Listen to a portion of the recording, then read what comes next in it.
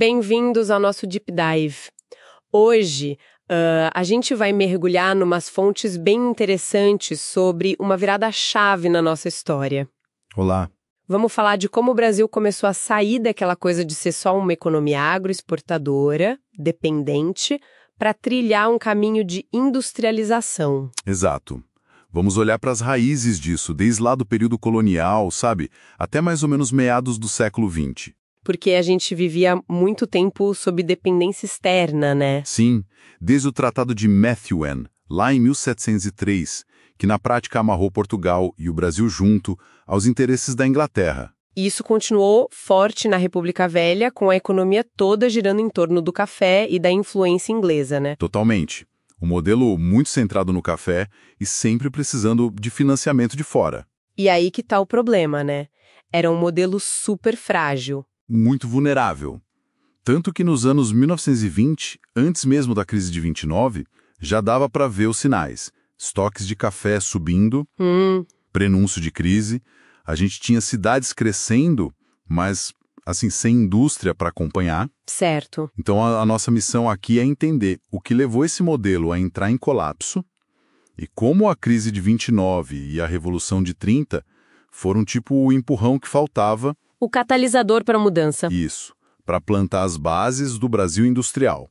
A gente vai ver as políticas, os impactos. E a Grande Depressão, em 1929, foi o estopim, então? Foi um baque gigantesco.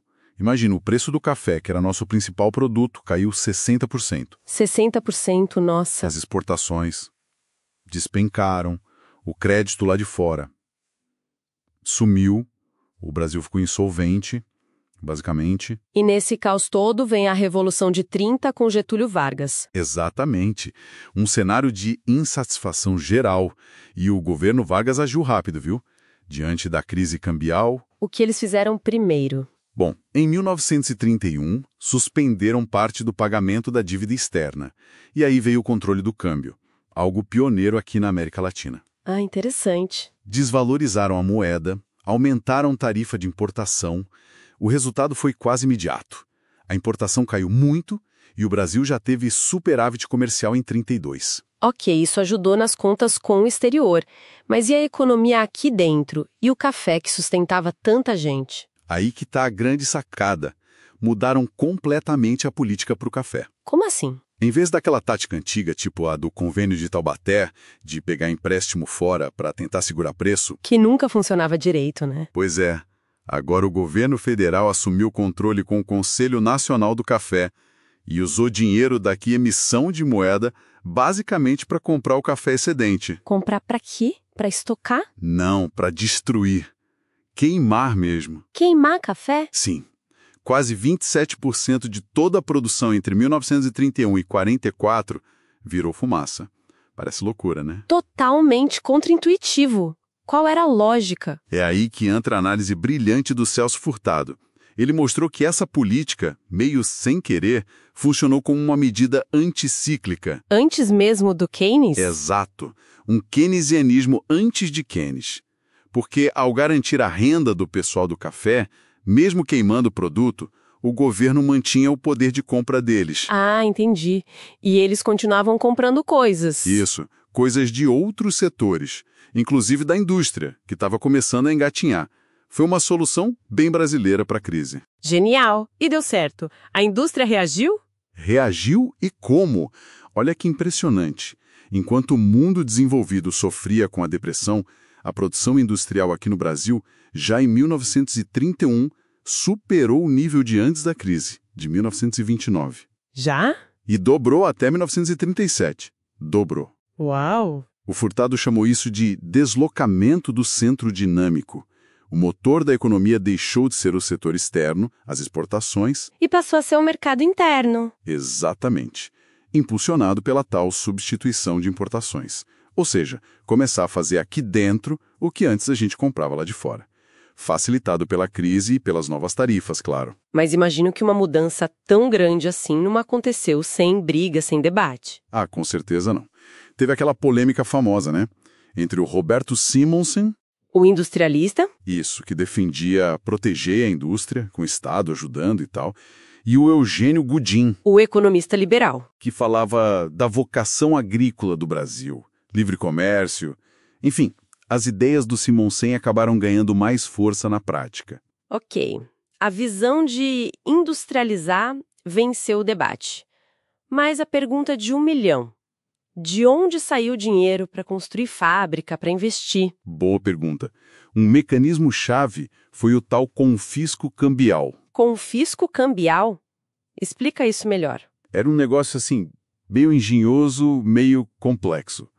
Na prática, o governo comprava o dólar do exportador de café por um preço oficial, mais baixo, Aham. e vendia esse mesmo dólar mais caro para quem queria importar qualquer coisa, exceto para a indústria, que queria importar máquinas. Para esses, o dólar era mais barato, subsidiado. Ah, então na prática era uma transferência de dinheiro da agricultura para o setor industrial. Basicamente isso. Tirava de um lado para fomentar o outro. Além desse financiamento meio indireto, quais foram os outros pilares dessa industrialização? Dá para destacar 2 grandes pilares. Primeiro, a aposta forte na indústria de base. Coisa grande, estatal. Tipo a CSN? Exato. A Companhia Siderúrgica Nacional, criada em 42, naquela negociação com os Estados Unidos por causa das bases na Segunda Guerra. E a Vale do Rio Doce, outras também. Certo. E o segundo pilar? Foi a construção de um mercado interno mais forte.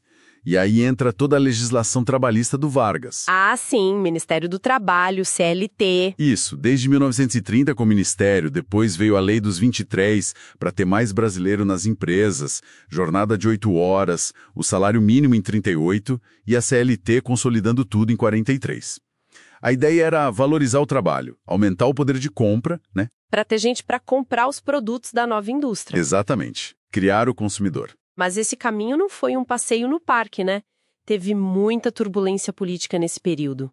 Nossa, e como? Teve a Revolução Constitucionalista de 32, lá em São Paulo, o levante da ANL em 35, a própria instalação da ditadura do Estado Novo em 37 e até tentativa de golpe integralista em 38. Muita instabilidade. E mesmo assim o projeto industrial foi em frente. Foi. O Estado Novo, apesar de ser uma ditadura, na verdade aprofundou algumas dessas medidas econômicas. Suspendeu totalmente a dívida externa, por exemplo, e começou a falar em planejamento econômico. E depois, com a volta da democracia em 45, essa ideia continuou? Continuou forte. Os novos partidos que surgiram, como o DN, PTB e PSD, de certa forma incorporaram esse debate. E o próprio Vargas, quando voltou eleito em 1950, reafirmou esse nacionalismo econômico. Aquela frase famosa, né? O Brasil ainda não conquistou a sua independência econômica. Essa mesma. Mostra que a meta continuava ali. Então, para a gente amarrar tudo que a gente viu nas fontes, foi um período de ruptura muito forte. O Brasil foi meio que forçado por uma crise externa gigante a repensar tudo. Sim. Abandonou o modelo antigo, agroexportador, e fez uma aposta clara, ativa, na industrialização, com o Estado tendo um papel central nisso tudo. Uma tentativa de superar aquele legado de dependência que vinha lá de trás. Exatamente. E esse mergulho que a gente fez mostra bem a complexidade dessa engenharia toda, né? Econômica, política, que estava por trás dessa arrancada industrial brasileira. Com certeza. E fica, talvez, uma pergunta para a gente pensar, né? O quanto dessas tensões, dessas escolhas feitas lá atrás e a relação entre o Estado e o mercado, o dilema entre proteger a indústria ou abrir a economia, essa busca por autonomia, o quanto disso ainda ecoa hoje nos desafios do desenvolvimento brasileiro atual.